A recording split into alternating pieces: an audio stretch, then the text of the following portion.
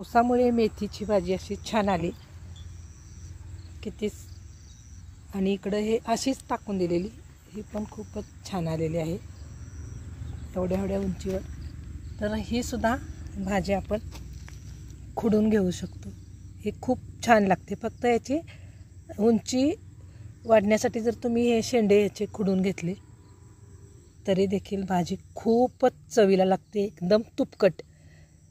तर ही उद्या मी भाजी करणार. जेवढी म्हणून उंच आली ती याला मग फुटते अशी. इथं 2 फुटी अशा फुटतात आणि चवीला लागते, खूपच चवदार लागते. तर हे अशा प्रकारे इथली आता बाग आमची. मी जरासं हरभरे म्हणजे मोड आलेले हरभरे घरीच होते शिल्लक, ते याच्यामध्ये टाकून दिले आणि हे आता उगवून आले. काही आमच्या कोंबड्यांनी त्याचा कार्यक्रम केला आहे, काही कुत्र्यांनी पण केला आहे. तर तुम्हाला जवळून दाखवते याचा काय प्रोग्रेस झाला आहे. ठीक आहे. बऱ्याच जरासं टाकलेलं परवा मी आणि मोड आलेले होते, जरासं ते राहिलेलं शिल्लक मग ह्याच्यातच टाकून दिलं. तर हे जरासं उगवून आलंय. हो हां बरं आहे. इकडं जरा मी हे करत होते काम.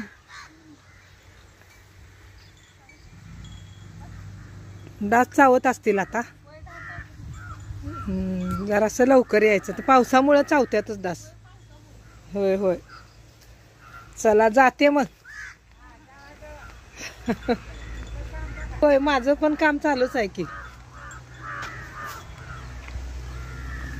एका तुळशीचं रोप मरून गेलेलं, पण हे खूप छान आले बघा आता, एकदम सुंदर मस्तच. तुळस सुकली की वाईट वाटतं ना. हे मस्तपैकी आलेलं आहे तुळशीचं छोटंसं रोप. आता दिवाळी संपली, मग डबे वगैरे कुठल्या डब्यात काय ठेवलं हे व्यवस्थित बघूनच ठेवावं लागतं. आणि आपल्याला भांड्यांकडे पूर्णतः लक्ष हे द्यावंच लागत असतं. सर्वात बायकांसाठी जवळची गोष्ट कोणती असेल ती म्हणजे भांडी. स्टीलची भांडी असतील, तांब्याची भांडी असतील, पितळेची भांडी असतील, तर सगळ्या प्रकारची भांडी बायकांना आवडत असतात. परंतु एकच गोष्ट करण्याची कंटाळा येतो, ती म्हणजे ती भांडी घासणे. भले आपल्याकडे भांडी घासायला बायका असल्या किंवा कामवाली असली किंवा नसली तरी देखील भांड्यांवरती आपलं पूर्ण लक्ष असतं. तसं ते मी सांगते. खरं तर भांडी घासायचा कंटाळा प्रत्येकालाच येतो. त्याचं कारण असं असतं की एकतर दुधाची भांडी किंवा तूप कढवलेली भांडी किंवा तळण केलेली भांडी किंवा काळा कुट्ट झालेला तवा किंवा काळी झालेली कढई, अशा प्रकारची भांड्यांची व्हरायटी असते जी आपल्याला घासावी लागते. आता बायका जरी असल्या आपल्याकडे तरी ती भांडी त्यांनी घासलेली आपल्याला फारशी आवडत नाही, कारण कपाचे कान हे विटलेलेच असतात.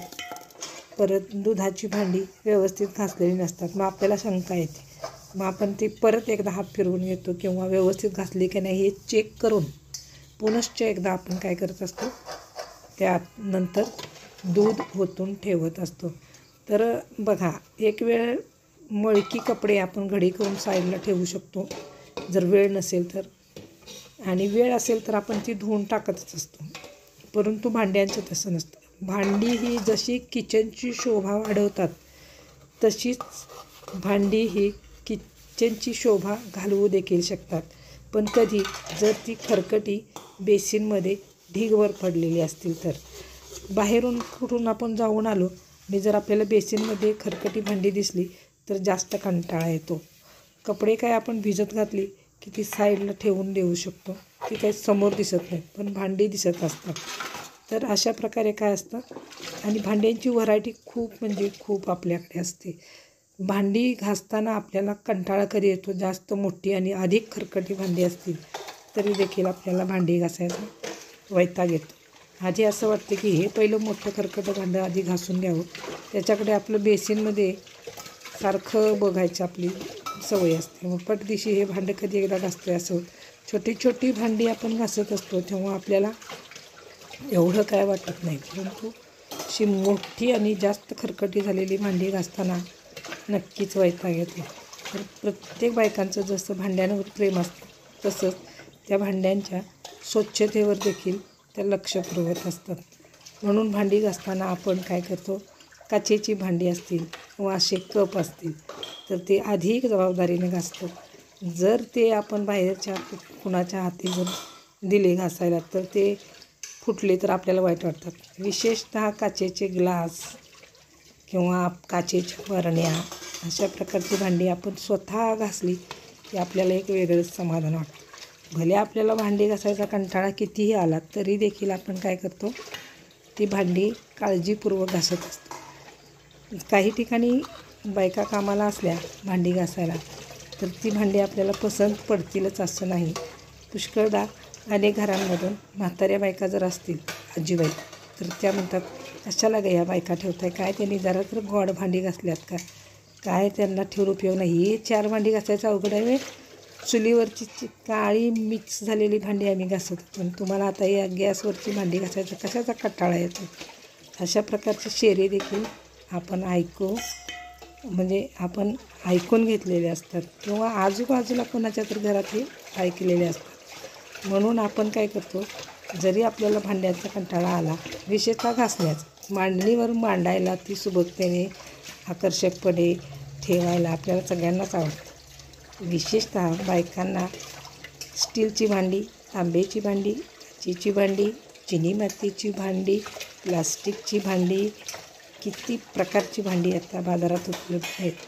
आणि ही सगळी भांडी ही आपली नेहमी आपण आपल्या हातातून जाणारी म्हणून खूप ओळखीची असतात. एखादी वाटी याचं कोण पूर्वी फार आता कोण फारसं कुणाकडे भांडी वगैरे मागायला जात नाही, कारण प्रत्येक घरात भरपूर भांडी असतात.